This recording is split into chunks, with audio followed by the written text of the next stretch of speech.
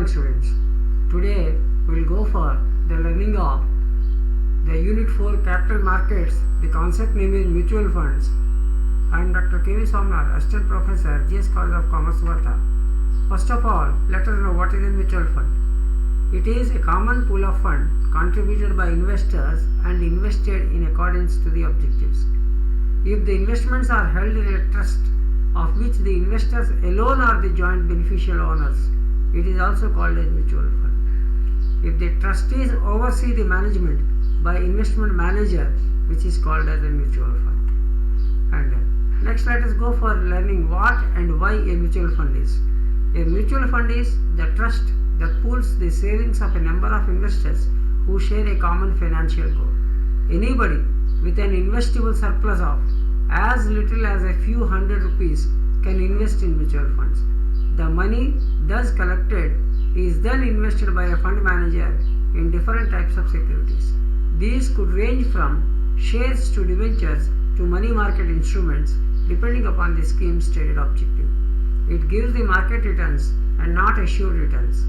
In the long-term market, returns have the potential to perform better than other assured return products. Mutual fund is the most cost-efficient distributors of financial products. Now let us see how a mutual fund works. The person who is operating the Almera or the safe, iron safe, is called as investor. So the investor saves the money and pools the money and keeps in the house. After that, the investor will go for meeting with the fund house, and the fund house collects the money and the managers start investing in the securities based on common financial goals, which are more optimally suitable and better for both the investor as well as the mutual fund trust. Next, it generates returns and the returns are passed back again to the investors. So this is the way how the mutual fund is going to work out. Next, let us go for the structure of mutual fund. The structure of mutual fund starts with the unit holders, and the unit holders compositely put together is called as a mutual fund. And the mutual fund is going to be managed by asset management company as well as the trust. The mutual fund is going to be as a custodian by the particular asset management company. There will be sponsors and there will be transfer agents. Now, what is an asset management company? The investment manager of a mutual fund will be there, appointed by the trustees with SEBI approval.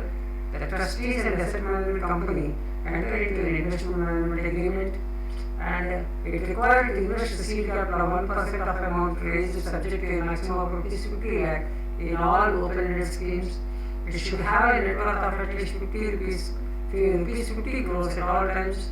At least 50% of the members of the board of an AMC have to be independent. Asset management company is one mutual fund, cannot be an AMC or trustee of another fund. AMCs cannot engage in any business other than that of financial advisory and investment management. Now let us go for the classification of mutual funds.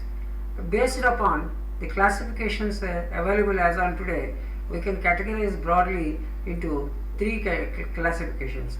The first one is based on structure, second one is based on investment objective, and the third one is based on the investment style. Under the category of based on the structure, we have the open-ended funds, closed-ended funds, and interval funds. And based on investment objectives, we have debt funds, equity funds, and hybrid funds. And finally, based on the investment style, the funds can be divided under passive funds and active funds. Now, based on the structure, what is the open-ended fund? The fund which has no fixed maturity date, which accept continuous sale and repurchase requests, which transactions are net asset value based, and where the unit capital is not fixed. That comes under the open-ended fund. If you observe, all the features of an equity share are also will be in the similar manner. Henceforth, this type of fund is called as open-ended fund. Next one is closed-ended fund. A fund which is run for a specific period. A fund which is offered in a NSFO but are closed for further purchase after NFO. And the third one is unit capital is kept constant. This is called as closed fund and debt fund. And the last one is interval fund. So a fund which is a variant of closed-ended funds, becomes open-ended at a specific interval and have to be mandatorily listed. This comes under the interval fund. Now let us go for the investment based on investment objectives. That is debt fund. What is a debt fund? The fund which is invested in short-term and long-term debt instruments and which aim to provide regular income. Such type of fund are called as debt funds. Next one is equity funds. The investments in equity securities. Investment aim to provide growth and capital appreciation over a long-term period. And next one is the hybrid fund. The fund which is invested in a combination of equity and debt securities, which is a mixture of both debt and equity. Proportion of equity and debt may vary, maybe 60 to 40, 40 to 50, 50 to 60, like that, anything. They will be going for a composition of say 80, 20, 20, 80, 30, 70, 70, 30, like that, and which is aimed to provide for both income and capital appreciation. And classification based on instrument style. We have two categories here. Passive funds. What is a passive fund? A fund which is replicating a market index. A fund which is investment in the same securities and same proportion as that of the index. No active selection of any stock or sector. All expenses are lower and portfolio is modified every time index composition changes. And what is the active fund? The funds which are invested in securities and secure sectors that may offer a better return than the index, actively manage the allocation of market securities and cash, may perform better or worse than the market index, and may incur a higher cost than passive funds. Now, categorization of mutual funds. The mutual fund schemes can be categorized under different ways, which is to ensure uniformity in characteristics of similar type of schemes launched by different mutual funds. It helps investors to evaluate different options available before making informed decision to invest. Equity schemes are there, debt schemes are there, hybrid schemes are there, solution-oriented schemes are there, and finally some other schemes are also there. These are all a 5-level categorization of the mutual fund schemes. Now, how to invest in mutual funds? That is first one. Via physical mutual fund application form, you can apply for it. Via online mode, website of the mutual fund company, you can go. Via AMFI registered mutual fund distributor, using a physical form or an online form or a mobile app.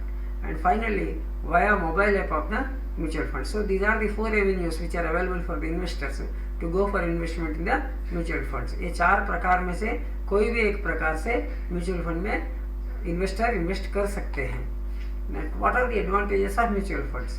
One is professional management, because people are highly professionalized. Fund managers will be there and they will manage it in a most performing and professional way, where the risk may be minimal and the return may be maximum. Diversification. Funds can be diversified into different portfolios. In the case of one area loss, the others will recur and recover the entire return on the part of the mutual fund. Convenient administration, return potential, low cost, liquidity, transparency, flexibility, choice of schemes, well regulated schemes under the control of SEBI, and tax benefits.